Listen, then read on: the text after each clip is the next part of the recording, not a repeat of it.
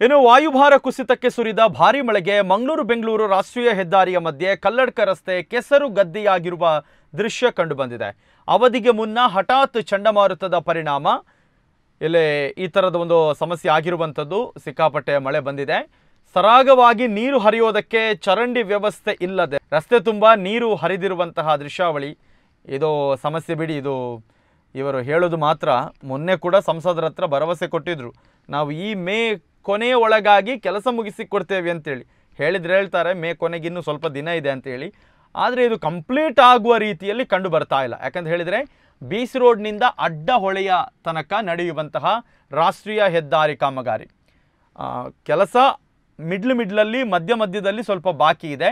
ಮೆಲ್ಕಾರ್ ಸಮೀಪ ನರಹರಿ ಪರ್ವತದ ಮುಂಭಾಗದ ಕಾಮಗಾರಿ ಒಂದನ್ನು ಹೊರತುಪಡಿಸಿ ಬೀಚ್ ರೋಡ್ನಿಂದ ಕಲ್ಲಡ್ಕದ ತನಕ ನಾವು ಮೇ ಅಂತ್ಯದಲ್ಲಿ ಸಂಚಾರಕ್ಕೆ ಅವಕಾಶವನ್ನು ಮಾಡಿಕೊಡ್ತೇವೆ ಅಂತ ಗುತ್ತಿಗೆ ವಹಿಸಿಕೊಂಡವರು ಅಂದರೆ KNRC ಕಂಪನಿಯವರು ಒಂದು ಭರವಸೆ ಕೊಟ್ಟಿದ್ದರು. ನಾವೇ ಸುದ್ದಿ ಮಾಡಿದ್ದೆವು.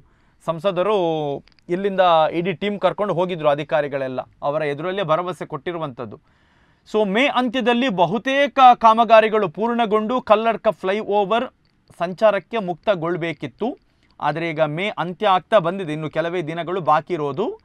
ನಿರೀಕ್ಷಿತ ಮಟ್ಟಕ್ಕೆ ಕಾಮಗಾರಿ ಮುಗಿಯುತ್ತಾ ಫ್ಲೈಓವರ್ನಲ್ಲಿ ಸಂಚಾರಕ್ಕೆ ಅವಕಾಶ ಸಿಗುತ್ತಾ ಅಂತ ಸಾರ್ವಜನಿಕ ವಲಯದಲ್ಲಿ ಪ್ರಶ್ನೆ ಕೇಳ್ತಾ ಇದ್ದಾರೆ.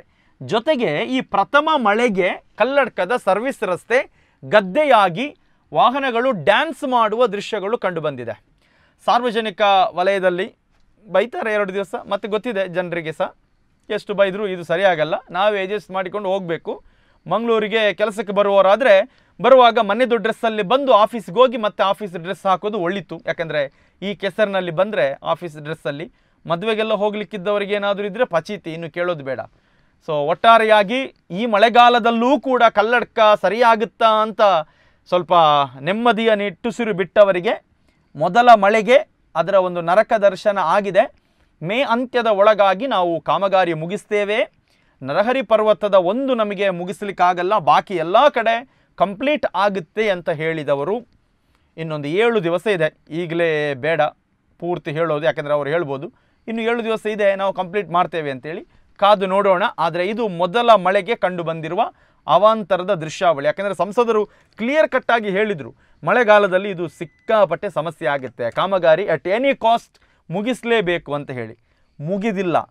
ಮುಗಿಯದ ಕಾರಣ ಮೊದಲ ಮಳೆಗೆ ನಮ್ಮಲ್ಲಿ ಗುಡುಗು ಸಿಡಿಲು ದೊಡ್ಡ ದೊಡ್ಡ ಮಳೆ ಯಾವ ರೀತಿ ಬರುತ್ತೆ, ವಾರಗಟ್ಟಲೆ ಮಳೆ ಬರೋದೆಲ್ಲ ಇದೆ. ಆಗ ಹೇಗಾಗಬೇಡ ಈ ಭಾಗದಲ್ಲಿ ನೋಡೋಣ. ಸೊ ಇದು ಮೊದಲ ಮಳೆಗೆ ನಮ್ಮ ಕಲ್ಲಡ್ಕ ಫ್ಲೈಓವರ್ ಅಂದರೆ ಸಂಪೂರ್ಣ ಬೀಚ್ ರೋಡ್ ಟು ಅಡ್ಡಹೊಳೆ ಕಾಮಗಾರಿಯ ರಸ್ತೆಯಲ್ಲಿ ಕಂಡು ಬಂದಿರುವಂತಹ ದೃಶ್ಯಾವಳಿಗಳು.